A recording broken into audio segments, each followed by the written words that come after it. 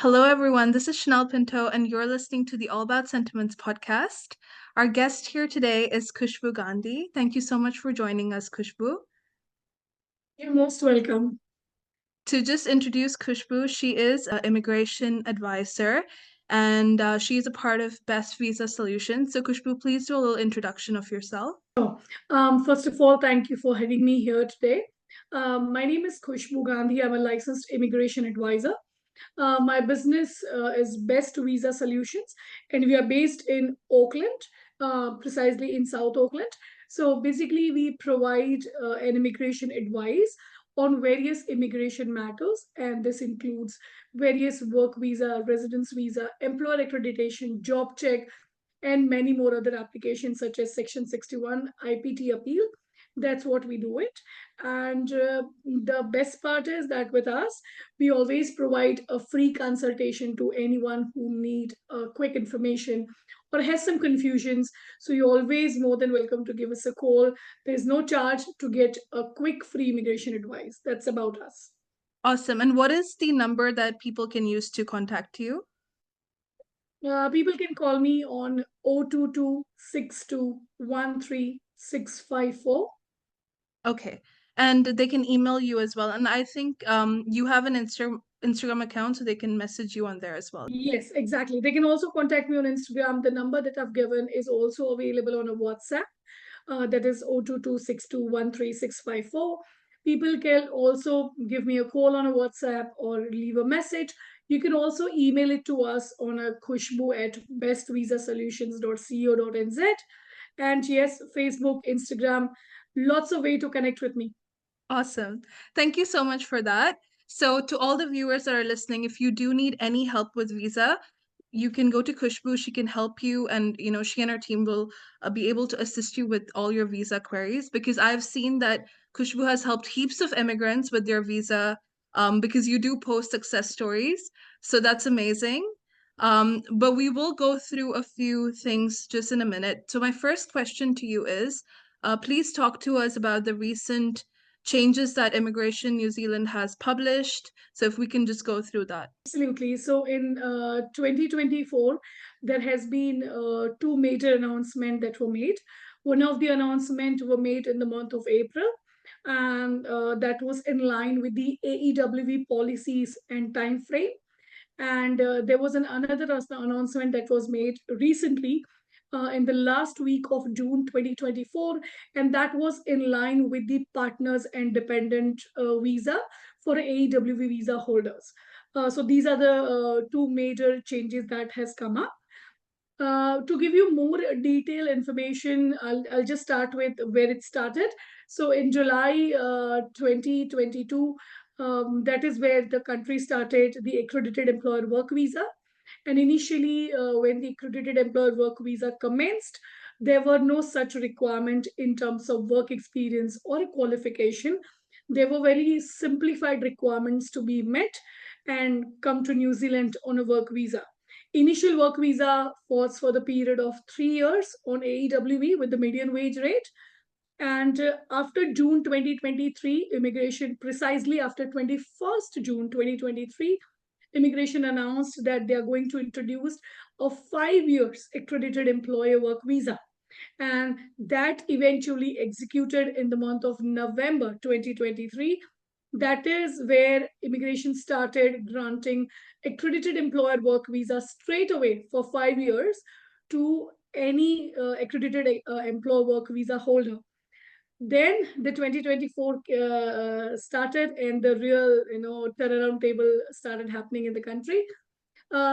Immigration already started experiencing a lot of difficulties in the country because of exploitation, because of a lot of fraud activity happening in various countries, that is which is outside of New Zealand, and where people claimed that they pay high amount of money to secure a job in New Zealand.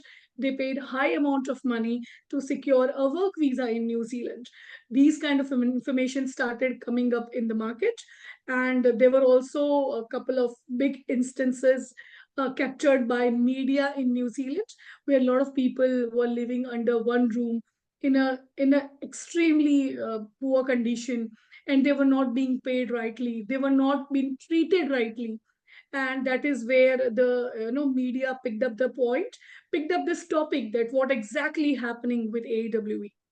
um, During the same time, I think immigration started buzzing up that definitely we are coming up with something, restructuring of AWE. And finally, in April 2024, the immigration made a few announcements. So now, when I talk about the few announcement, the first announcement they made in terms of the sector agreement, and that was for trucking. So before 7th of April 2024, anybody who were in New Zealand on accredited employer work visa, earning medium wage rate as a class 4 or class 5 truck driver, bus driver for that matter, they were eligible for a pathway to residence. That system they announced on 7th of April, that anybody who will now apply the new applications will no longer be part of sector agreement. So they will not be eligible for residence as a truck driver. So that was one of the major announcement they made. Another, they introduced few roles in the green list, and one of a good role I would consider was for mechanical engineering technician. There were 6 7 roles they added, but that was a good one, because mechanical engineer were not having a lot of opportunities, especially who come from overseas. They only had to apply through a mechanical engineer green list option. So there was one more good option added by Immigration New Zealand. Apart from that, Immigration New Zealand announced some minimum requirement to apply for AEWE and for a different skilled role. So Immigration New Zealand divided two categories. One is skill level 1, 2, 3, that is called a skilled category in New Zealand. And another they divided as skill level 4 and 5, which is a non-skilled category in New Zealand.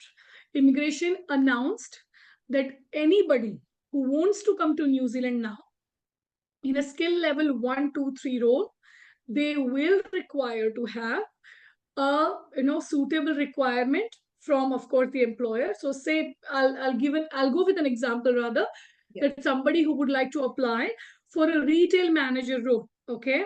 So if somebody wants to come to New Zealand on a retail manager role, the person should have either a bachelor's degree or 3 years of work experience. Okay. And then bachelor's degree can be in any field, Right. and no IELTS required. Okay. Wherein skill level 4 and 5, there is an IELTS requirement now, that you need to have 4 band in IELTS. And apart from that, no matter what role you apply for, be it even a cleaner or a kitchen hand, you either need to have a 3 years of experience or a level 4 of relevant qualification or any bachelor degree. Okay. So this has made a lot of change in the market, because earlier this was not there. Earlier it was very simple, that okay, you apply for a cleaner. If your employer doesn't need any experience, doesn't need any qualification, you're good to come. But now immigration says that okay, no matter what immigration, what your employer needs, this is our minimum requirement to step Right. in the country. Right. So this is what they introduced. Yeah. Um, Apart from that, job check. Job check change for skill level 4 and 5. Uh, that earlier in job check, you only required to advertise for 14 days on a national platform such as TradeMe, Seek, My Yeah. Job Space, Indeed. But now they announced that for a non-skilled role, which is skill level 4 and 5, you are also required to advertise on work and income, that is MSD, for 21 days, and also need to advertise on national platform for 21 days. So these are the major changes came up. Yeah, right. Awesome. Thank you so much for that. I think that was really helpful. You did talk about mechanical coming into like the field. So what other fields have you noticed have a lot of scope right now so that students back home doing that field can actually think about coming to New Zealand? Because obviously, like, over the years I have also noticed there used to be hospitality part of the list, but you don't see that anymore. Accounting was in the list, you don't see that now. So what fields do you recommend now? Now, when you come to New Zealand for higher studies, Of course, first is always your interest, that what you want to study, because eventually you pick up something that you cannot clear, that's not going to work, because that is the first step. That student who comes to New Zealand to do higher studies, they definitely need to complete their education, their course with 100% attendance. So of Right. course, one thing that you need to like the course, and second thing, when that part is achieved, then the next thing you need to look up is the demand list, and that is called green list in New Zealand. So if you look at the green list, most engineering courses are covered. Most engineering segments are covered. This includes electronics, this includes electrical, this includes civil, mechanicals, and many computer programs as well. And also, when it goes to science background, with the medical field, they have registered nurse, they have lab technician, and they have many other medical courses, and titles cover under it. So whenever you look to come to New Zealand, either on an accredited employer work visa or on a student visa, the fastest way to become a resident in the New Zealand, and of course being part of, supporting the country as well in terms of employment, it's good to refer to a green list requirement. Right. That is the first thing I would say. All the titles of green list. Okay, awesome. And Kushbu, you have helped a lot of immigrants with their visas. So, what are some of the most frequent asked questions that people ask you about the process or like the paperwork and how it's applied? So, what are the most asked questions that you get? Well, whenever we come across a client for the first time, their initial need is only to step into the country. Even I came to New Zealand years back as a migrant. Right. And of course, when you are overseas, your first desperate vision or a first desperate view, let me step in the country. Rest, everything will be looked after later. Right. But Right. this is never the case. Yeah. And especially with overseas market, especially with every offshore agent that you see, you need to get a right advice. We have experienced, we have heard from a lot of student, or who have been through overseas agents. They Right. do not give you a clear picture. Yeah. They Yeah. always give you a misguidance about your future, about residence visa, work visa. So whenever anybody come to New Zealand, they want to come to New Zealand, they want to ask us the way to come here, Mm. and then they decide whether they will become resident or not. And I feel this is not right. If Right. you are coming here, if you are planning to come here, do not consider short term goal. Do Mm. not just ask your agent or offshore consultant that, okay, what course shall I take to step into New Zealand. Consider talking about next 3 years, at least for next Right. 3 years, Yeah. that Yeah. what will happen if I complete this course, what will happen in terms of getting a work visa or a temporary other visas, and then how will I be able to achieve my road of residence in New Zealand. So this is one of the most common questions people come up and ask, and I see they are always confused in some or the other way. Right, right. And I think also people need to be very up to date with everything on the Immigration New Zealand website because you need to do your own research, right? Like you don't really know like if your agent is being honest with you. So I think that is also very important for people. And so far, like with all the clients that you've got, what are like the commonly made mistakes that you have to go back and tell them to correct? Like, what are things that people can keep in mind? When it comes to correcting, with AWA, the maximum what I've seen with AWA, I'll go with a specific category, choosing a wrong title, choosing a wrong job title to come to New Zealand. I see people who have done masters like MBA or an AMCOM, who are extremely qualified. Holding a master's degree even in overseas or in New Zealand is extremely essential. Reputed, you hold a master's degree, and still you have come here on a unskilled role such as a retail assistant or a Right. supervisor or a cleaner. So it is important for you to understand that the role that you are choosing, are you really helping your future, or are you really helping your future residents road to come here? Right, right. Okay. Awesome. And let's talk about like the steps that students can take after graduation.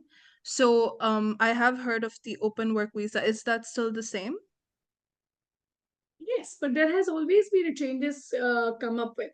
The way you just mentioned about referring to INZ website and staying up to date, this is right. That when you come here, it is important that you do your own research. For an offshore agent, I'm not sure whom do you contact and how credible information that you receive. But at least staying in New Zealand, I believe that all the licensed immigration advisors in New Zealand are governed by IAA, that is Immigration Advisor Authority, and they all are accountable, and especially they will always have that fear factor to give you wrong information, Right. where even beat me, beat anybody, if we want to give you a rosy picture, we will think 100 times before give you a rosy picture, because at the end of the day, if we are not giving an accurate immigration advice as on dated, then we are accountable, and IAA can definitely, question this to us. So I believe that if you are deciding to choose your higher studies or even to go for an accredited employer work visa, I believe you should always go for a compliant person, be it a licensed immigration advisor or a lawyer in New Zealand, so that at least you are getting a right guidance, and the guidance is given in a written form of communication, Right. not just the verbal communication. So that is, even with a lot of people coming here, I've heard from them that, okay, this agent told me this, or this lawyer told me this. But when I say that, okay, so can you say where it is written? And they just end up saying, we don't have anything as such in hand. They Yeah. just told us. So Mm-hmm. telling you won't help. Say, Yeah. for example, if it comes to me, if a client is asking any information to me, and if a client says that, can you confirm me over an email in terms of an immigration advice, we always do that. Right. Apart from that, we always share an eligibility assessment, that how do you qualify for this visa, or what will happen, once you have this visa. So try to always have a return communication, and this is your basic right, to Right. have a return clear communication. You can also ask them that where did they get this resource. So say for example, recently people come and ask who came to New Zealand on a study visa, and a lot of especially I see that a lot of engineering student we come across, who are not given a clear picture about their post study open work visa. They were only told that you'll get post study open work visa, but they were not told that you will not get an open work visa. It will be a conditional visa. Say, for an example, okay, I just had a case yesterday. Somebody came from overseas. I won't name the country, but Okay. somebody came from overseas to study a civil engineering course level 6 in New Zealand, and that was a 2 years course. So 2 years studying internationally in New Zealand is not cheap. It's very expensive. Mm. And when the person came from overseas, that person was guided that, okay, you'll be given an open work visa. This was not open. Yesterday when I did his consultation, I told him that no, you will only be able to work as a construction project manager in New Zealand, or one more position that was there. Other than that, you can't do any job in New Zealand on your post study open work visa. So these are the small things. This is one of the example I've given. Yeah. So whenever you are dealing with any agent or a lawyer or an LIA, try to seek a return communication, and you can always ask them that where Right. did they get this information, the resource of it. And it's a readily available, even if it's an operational manual or Immigration New Zealand website. If you ask me anything, Khushbu, where did you read this? I'm happy to share the link. I may not be writing everything, but it's easy to send a link that, okay, this is where it is written. So Right. try to practice that, and it will always keep you in the safe hand. Okay, awesome. And just for my understanding, like let's say like a student comes here on student visa, they have just finished their 12th in, let's say, India. They come here to do their bachelor's at university, let's say in commerce. So their bachelor study is for 3 years. So once they finish that study, do they get a post-work open visa for 3 years? Okay, right. So does your like qualification depend on the amount of years you get in your post study? That's right. The immigration have clearly stated their instructions, that for what duration. So, say for example, somebody coming to New Zealand on a master's degree, for more than 12 months. And for those candidates who come to New Zealand on master's degree, they get 3 years of open work visa. Okay. Somebody who come to New Zealand for a 12 months of PG diploma, postgraduate course. So for anybody who come here on a level 8 PG diploma courses, they will get a job search for a same duration as their actual student visa. So if the student visa for 12 months, you get post-study open for 12 months. 12 months. Wherein for masters, you study for 16 months, you get open for 3 years. Right. So every course has a different requirement in terms of a job check. Okay, awesome. So the next question I want to ask, and this someone asked me as well on DM. The question is, what are options for residents or citizens who came to bring their family members from back home here? What options are there for them? Residents and citizen, are you talking about? Yeah, the people Of who New have just Zealand? got it. No, like immigrants who have got their residency and citizenship. They want to bring their parents from, let's say, India. They want to bring them here. Parents. Yes, parents. Okay, so if you are a New Zealander, okay, and first option is always that your parents can come on a temporary visa in New Zealand. So somebody who is a resident, be it even 1 day old residency or 2 year old residency, somebody who is a resident, permanent resident, or a citizen of New Zealand, they all are named as New Zealander to Immigration New Zealand. So the parent of New Zealander basically have two options. One, they can come here on an ordinary general visitors visa to meet family. And in this, they can live maximum for 9 months in one stretch. They can Okay. straight away apply for a 9 month of visitors visa and they can come and stay with their children in New Zealand. That is one category, which is general visitors visa. And after 9 months, they need to exit the country for 9 months and then come back. So it's called 9 and 9, 9 months stay and 9 months of standby. Another category they can apply is a parent grandparent visitors visa. Parent grandparent visitors visa is valid, the validity is 3 years, in which once it is granted for 3 years, parents can come to New Zealand total of 18 months. So they can either come for 6 months, exit the country for even 1 day, come back. That way, they need to exit the country every 6 months. Right. And cumulatively, they can live for 18 months and then 18 months of standby. So Okay. that is another temporary visa category they have. Okay. Now, with this, I just wanted to add on here. I get a lot of calls about this. People have people, I mean, especially the New Zealanders, they want their parents to stay back maximum in New Zealand, okay, on Yeah. a temporary visa before they are at least granted the parent residence visa. So one of the best way I can recommend to them is invite your parents for the first time on a 9 month visitors visa. Okay. Let them stay with you. Okay. When the 9 month is about to finish, your parents will, of course, go back to their home country.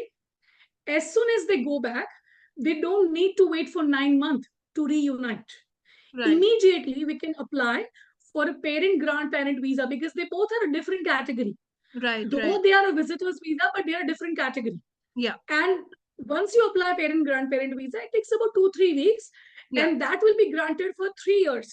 So they Right. can again come back to New Zealand and stay with their family for 18 months cumulatively, so 666. So when you calculate the total period, you will come to know that 18 months plus 9 months, a parents can stay almost 27 months together with their children with the bits and pieces that they have to go out and come Right. back. Right. Right. So that is one way.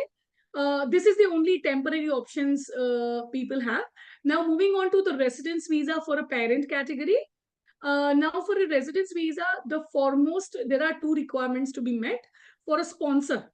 One is the sponsor fund and another is sponsor's eligibility as a resident.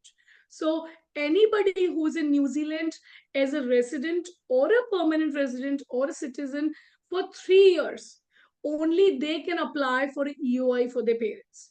So say for example, somebody is granted residence visa under one-off category and the residence was there for 2 years. They still need to wait for 1 more year being a permanent resident. Cumulative of 3 year as a resident visa, 3 year of New Zealander period, Right. that will allow them to step into a eligible sponsorship pool for parents. Okay, okay. So yeah, and apart the other requirement is funding, sponsors requirement that varies. That is varies for one parent, two parent, one sponsor, two sponsor. This information is readily available online with Immigration New Zealand website also. If anybody has any confusion, you're more than welcome to DM me or just give me a call and we can discuss about it. Okay, awesome. And I also wanted to ask you, have there been any changes made to a partnership visa, or like, people putting residency with their partners, or are the rules the same? There's no changes in Okay. terms of partnership as a partner of New Zealander. The only recent changes came in the last week of June as a partner and dependent, that is for a non-skilled worker. So as I said in the beginning of the conversation, that there are skilled and unskilled, skill level 1 to 3 and skill level 4 5. So with the new policy, Yeah. anyone who is currently on a skill level 4 and 5 role in New Zealand on AEWE, be it 3 year or a 5 year, Yeah. and that title is neither in green list nor earning 1.5. If Mm, it's in green list or earning 1.5, then nothing to worry. But if you're just skill work, your title is just into skill level 4 and 5, then your partner and dependent cannot apply for a work visa. Even they cannot apply for a partnership based visitors visa. oh, Same goes to dependent child. They cannot apply. okay, okay. My final question to you is about employment contracts. So, as immigrants, they come like students, they work part-time. Like, what are certain things that they can look out for in their contract that can be like potential maybe red flags or loopholes in the contract that they have to consider and look at before signing a contract?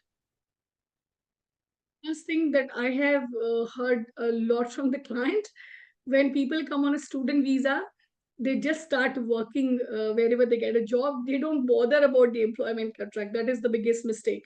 Yeah, Even when I came as a migrant, I was not clear about it. What yeah, happens in overseas, from a different country, if I say that when we get a job, we start doing a job, right? yeah, Now, if you see in overseas or offshore places, big corporates are introduced. The corporates start giving you offer letter and then contract. Earlier was not the case. yeah. Somebody told you, okay, you got a job, come from tomorrow, and you start working. This doesn't work in New Zealand. And student visa holder must need to understand this, that when you start a job or when you start working for someone, you must have signed an employment contract with that person.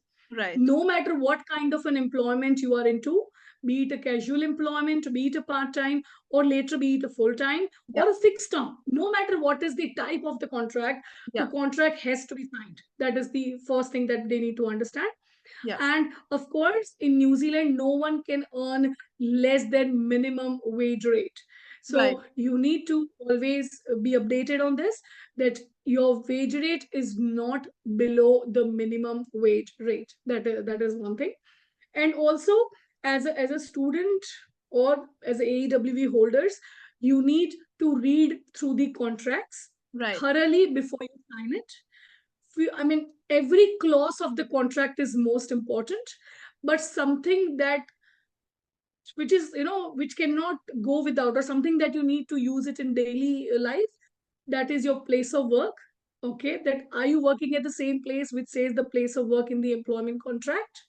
yeah, Your job title, under what job title you are doing it. Either the employment contract is signed by both of them. In most cases, employee sign the contract and send it to employer, and yeah. then they do not take a follow up to get the signed copy from the employer. Right, The way you need to sign it, it is equally essential for them to sign and return it to you. right. So as an employee, if an immigration or if any employment ask, you need to have your signed employment with you in your inbox, or Right. maybe in a physical copy. Yeah. So make sure that you have your signed employment contract with you. And also, you need to look for policies in terms of sick leave. You Right. also need to look for policy in terms of annual leaves, public holiday, and your extra like overtime hours, wage rate. These are the most important thing. And most first thing that you need to consider is the notice period. Of course, when you start working for someone, you do not intend to leave that employer. The Yeah, day you enter the company, your willingness is to be with them forever. right, But practically, it is important for you to see that how much commitment you need to give once you decide to leave. So right, what is the notice period? Is right. it a 1 month, 2 month, 3 month, 2 weeks? So that is also something that you need to look.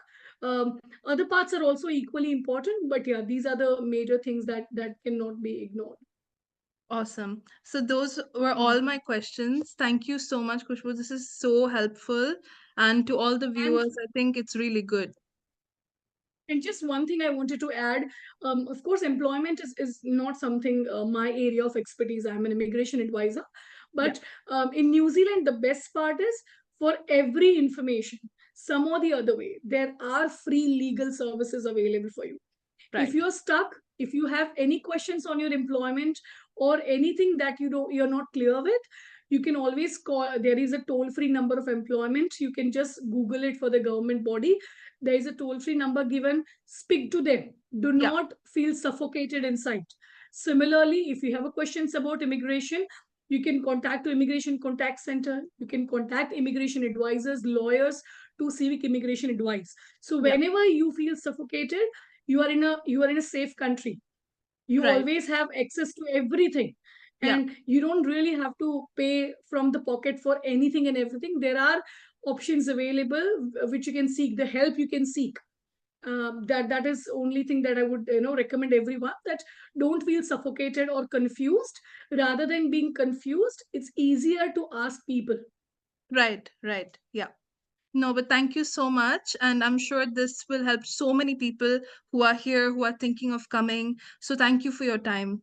Really appreciate it. You're most welcome. Thank you so much for having me here. It was really pleasure speaking with you, and I'm sure that we'll speak again and Yeah, discuss on more topics in the future. definitely. Thank you so much. Have a good day. You too. Bye bye.